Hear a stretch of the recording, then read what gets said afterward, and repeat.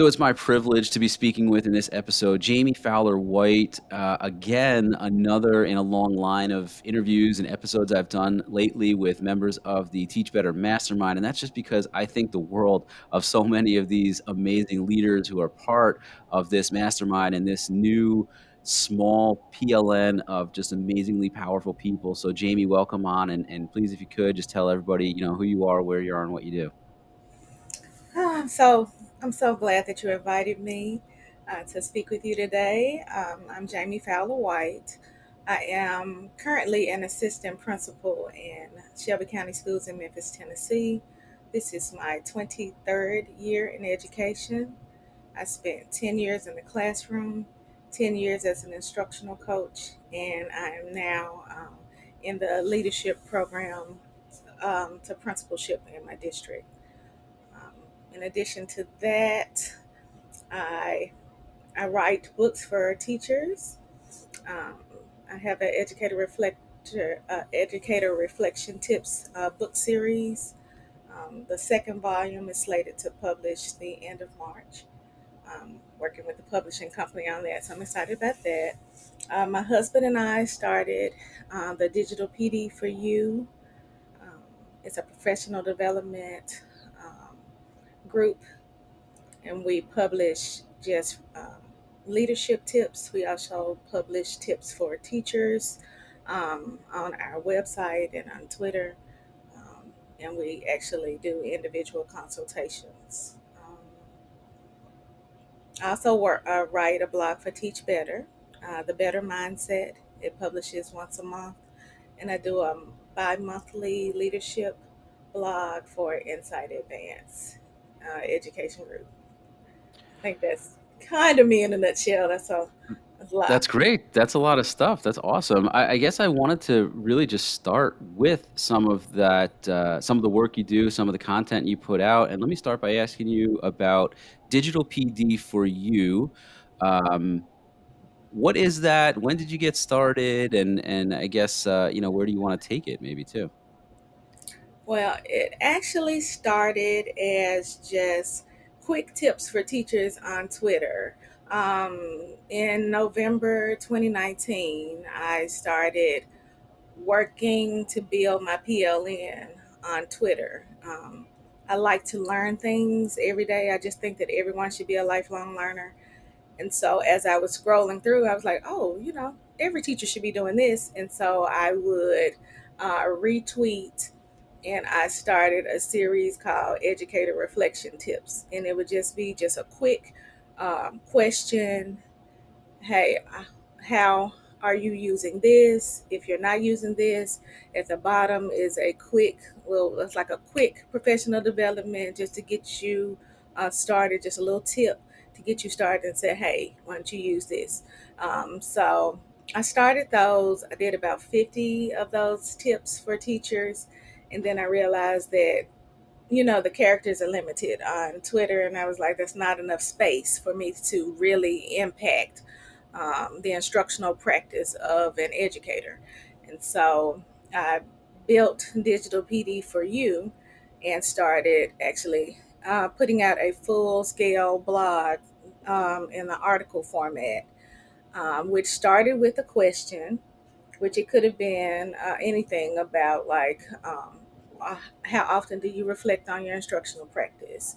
Um, it could be about classroom management, and I would craft the question, put some information in, and I will always tag resources at the bottom so that if you really wanted to implement that, you could. So I attached those resources, attached a few questions for you to think about as you plan to implement that, and then it went from there. After about a year of doing the blog, my husband and I decided we wanted to take that to the world. And so he published a couple of books. We published them under our company. And we offer like anything. My husband specializes in like race, equity, those type of areas. And I do all things education. Um, and so we're just looking to just help as many educators as we can, especially since we're in this virtual environment. A lot of educators are missing that one-to-one time, coaching time that they would actually have, and so that's pretty much what we are aiming to do with our company.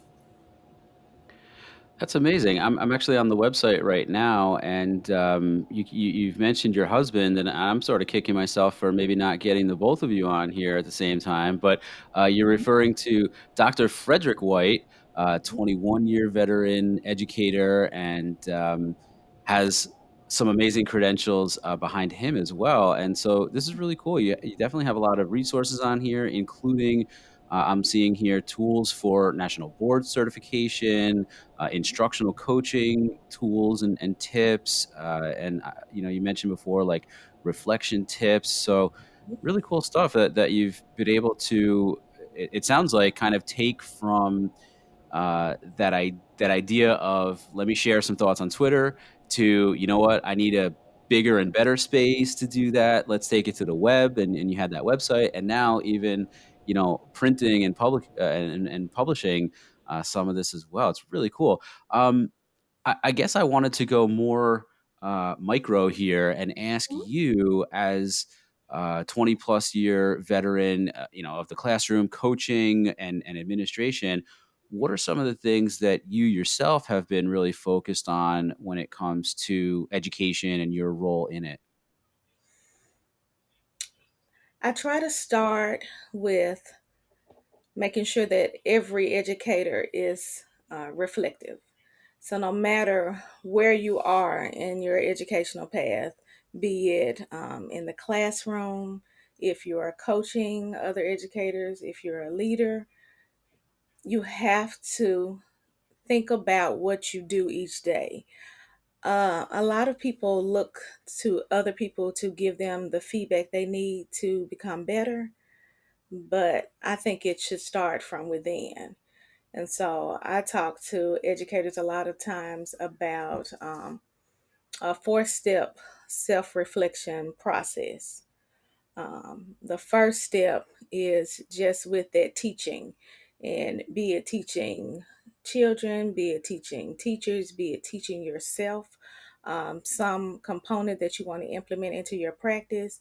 It's just all of that planning, looking at the data, looking at making setting a goal of where you actually want to be, that type of thing. And then the second step is to assess. So you have to figure out how you're going to actually, what your process is going to be for reviewing that data to see if how you are making progress towards your goals. And most people do those first two steps, but the third step is where most people don't quite get what they need. It's that unmasking the truth, is what I call it.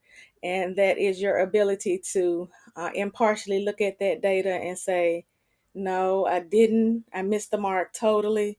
Or, yes, I did. And so most people only do those first two because you have to really actually be comfortable saying, hey, I didn't make it, I failed, and I really want to do better. And then you'll have to explore and find new practices, new things that you can actually implement. And then that fourth one is either to work to reverse the findings that you had or work to duplicate. And so, even if you actually are making progress, like, do you even have you actually been thinking about your process along the way so that you can actually duplicate that and replicate it over and over and over again?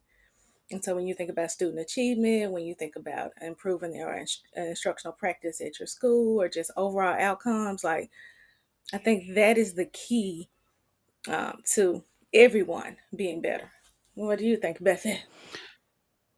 I have a couple of thoughts here. First of all, I love that three-step process, and it reminds me of I don't know about you or any other states or areas where people work and practice the craft of education. But in the state of Connecticut where I live, we have a new teacher mentor program. And basically, new teachers and student teachers enter into essentially a 2 to 3 year long process where they're actually doing some of this work alongside of a mentor. And I know a lot about it because I am a mentor. And what we do with our new teachers is, just like you said, put them through this kind of a reflective process over the course of 5 different modules, where for 4 of them, they have to actually put in some action research, reflect on like a problem of practice, basically, and then come up with between the new teacher and the mentor, come up with ways of shifting things, and then ideally come out with uh, implement, implications on the teacher's practice and implications for student learning. Ideally, of course, you want those things to succeed. And then I think what you said is amazingly important, which is, if it did succeed, how can you sustain it over time? But if it didn't, how can you then reflect again and likely go through another phase of sort of that action research to see if we can I forget the word you use, but basically to change it and make it Mhm. better the next time. Yes. But I'm also thinking, and I know you're a big fan here, so I'm kind of preaching to the choir a little bit, and I'd love to get your thoughts. Is that it's definitely a mindset. Like, I'm wondering to myself, as we're both talking, sharing these stories and things. So even if, let's say, in a perfect world, our new teachers, especially the teachers who are within their first couple of years in the profession, are doing this, then at what point do they kind of stop doing this? Because I don't think everybody is, like you say, Mhm. as reflective as we want them to be. And really, like you said, sometimes people don't get to that third step where they're really saying, how can I change this, or how can I sustain it? Um, in my opinion, it's because they get, at some point, too comfortable. And that comfort zone is super dangerous. And so this is why I think that both of us are very similar, because I know that we're big fans of like growth mindset and getting out of the comfort zone. So I guess my questions to you are like, when do you see that happening and how do you see that happening? Well, I think a lot, along with that, getting comfortable, I think a lot of people are not comfortable being uncomfortable. And so everyone deals with the change process in their own way.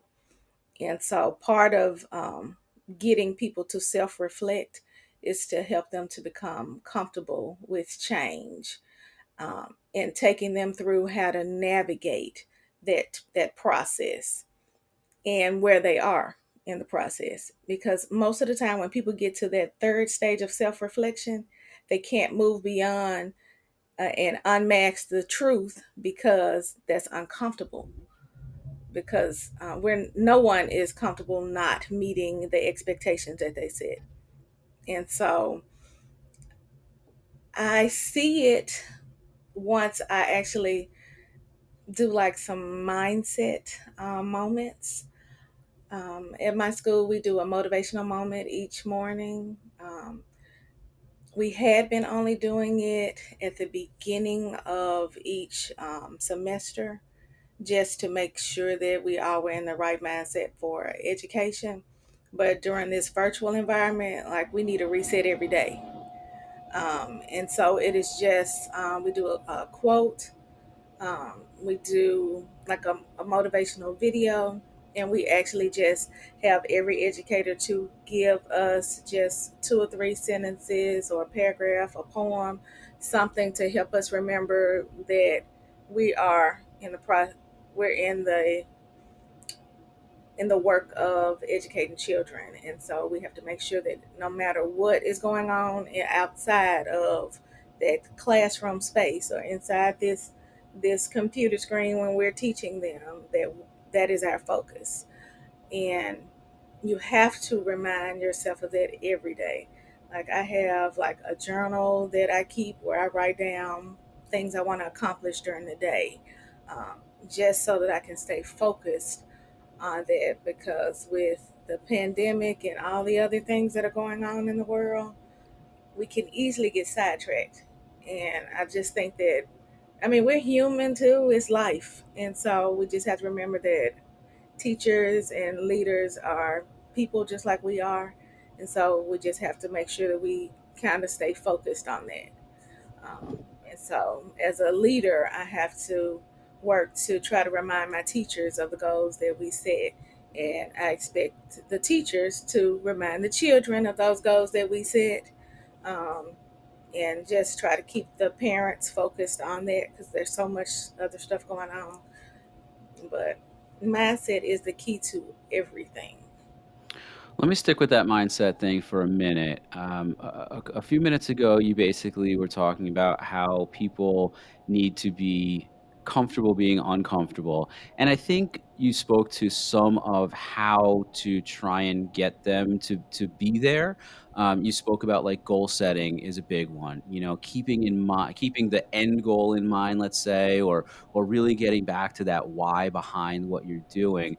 Do you have any other thoughts, tips, suggestions about how to help people kind of navigate away from their comfort zone? I usually start with telling people to change your words because the words that we speak are so powerful. They can make or break um, a child's wanting to actually reach a goal. They can make or break us when we say, "Oh, I can't do that. Oh, it's going to be the worst day ever." Um, it's the words that you say to yourself actually make the most difference. And so you should begin your day with a positive thought. Today is going to be the greatest day. Even if I hit an obstacle or there's a barrier, I'm going to find a way around it. I'm not going to stop. I'm going to continue to work and persevere until I actually get there. Um, it has to be intentional. And so when I first roll this out to educators, I usually tell them I use that there's a growth mindset chart that has things that says like I can't do it, or I would try my best, or those types of words that you have to teach children to never say that I can't do something. Say that I will work harder. Okay, never say that I'm done. I finished it. Is that my best work though? And so that they'll continue to push themselves and learn how to push themselves to do better. It's the same with us as adults because we do it all the time. If you think about if you came home this evening and your wife asked you how your day was, a lot of times we have a tendency to remember all of the things that went wrong during our day, and the brain is prone to do those things because it's always trying to protect us and watch out for danger. And so that's why I write down positive things that actually happened during my day, because usually it's just one or two things that maybe went wrong, but the rest of your day was fine. But that's where we are. And so yeah. It's funny, as you're talking about that, you know, a switch that we made in my house as parents, because, you know, I have 2 young kids and, my son is in 5th grade, my daughter's in 1st, but even, 2, 3 years ago, we noticed obviously that when you ask them about how their day goes, they, I don't know," or like, what, you know, if you ask them, "What happened today?" "I don't know." Or stuff, you know, like they don't really remember or they can't really tell you. So we actually ask them now, "What was the favorite part of your day?" And I think to your point, that helps get rid of, like, the worst parts of their day. So if they focus on the favorite part of the day, then that kind of helps at least start to conjure up those positive things, and it helps them remember. You know, even at first, sometimes they can't think of something, but then when they do, a lot of times it just becomes like a whole lot of stories about the great things that happen to them, and, um, it's actually it's making more sense in my mind as you say that, that basically we have done just what you're saying we should do, which is to change the language, change the vocabulary. Mhm.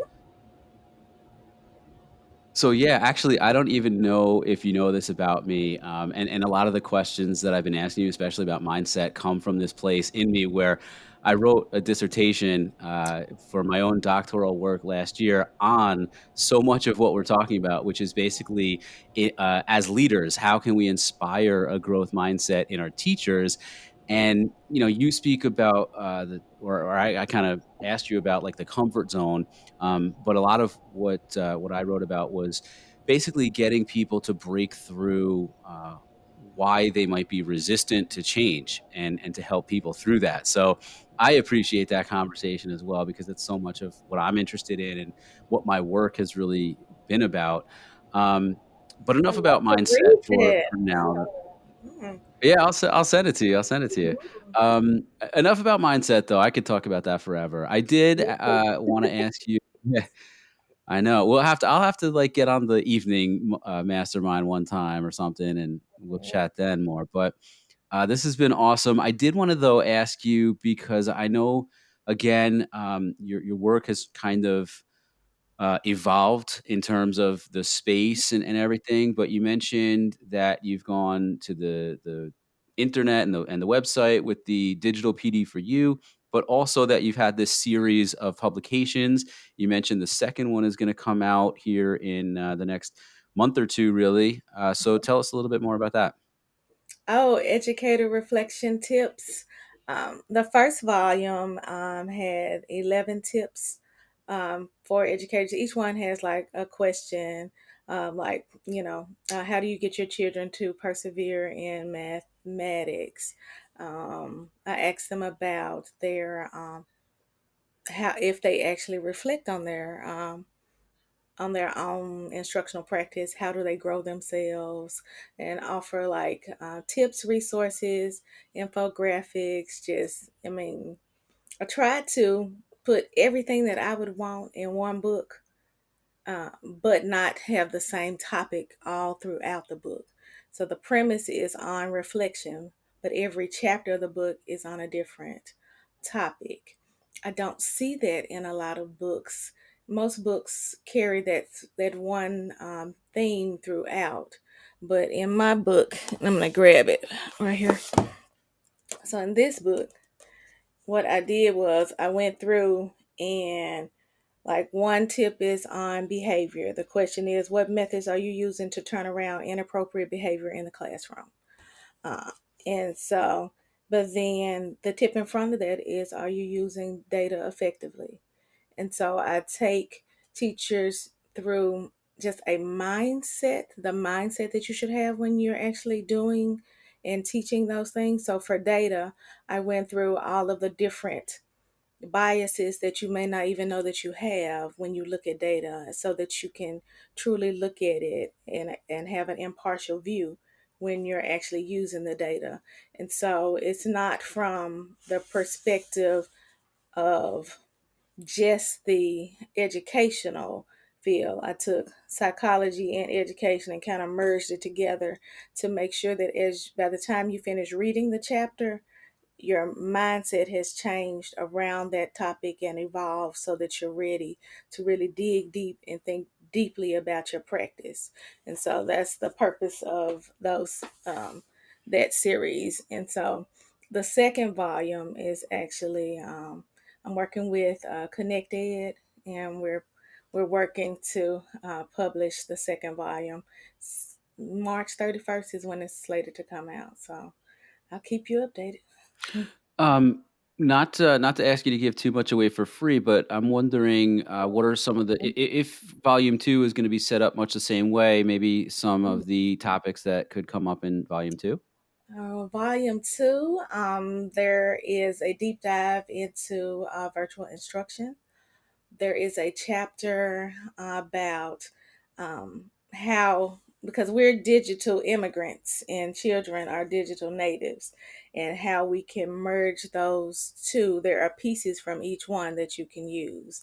Um, I take them through social and emotional learning, navigating change. Ironically, we talked about that. The first tip is a deep dive into the growth mindset just to get them ready for it. There is more information on that the self reflection process that I talked to you about. There are pieces of it, but there's a much deeper dive. Hold on. Let me see. There's so many more. Hold on. Let me think.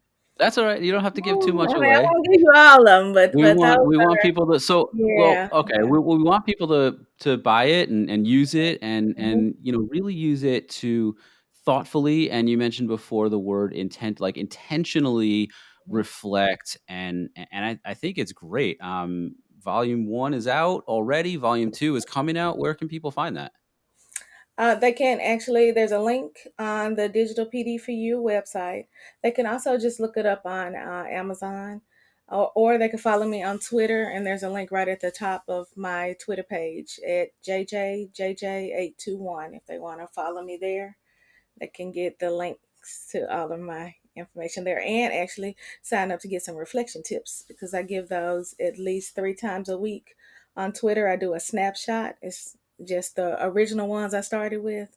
And then twice a month, I publish on my website, just a full scale. I also have a podcast that they could actually subscribe to if they just want to listen. And what is that called, and where could they find that? So my podcast is called Digital PD for You. It's actually on every platform. You name it, it's there. Spotify, Apple, Google, all of them. That's great. You are one busy bee. Actually, you and your husband, I guess, right? It's a little bit of a tag team effort. Well, thank you so much for the work that you're doing, that you've done, that you continue to do in terms of getting educators to reflect and again be intentional about their actions as educators and as influencers, really. And you've mentioned where people can find the book and how to reach out to you. So hopefully they do, because I think you're really onto something. I do. Again, I feel like it's something that happens in the first few years of a teacher's career, and then once they kind of get a little bit too comfortable, may not happen or probably doesn't happen as often as it should. So thank you so much for your work and for your time here in this interview, in this episode. Thanks for having me.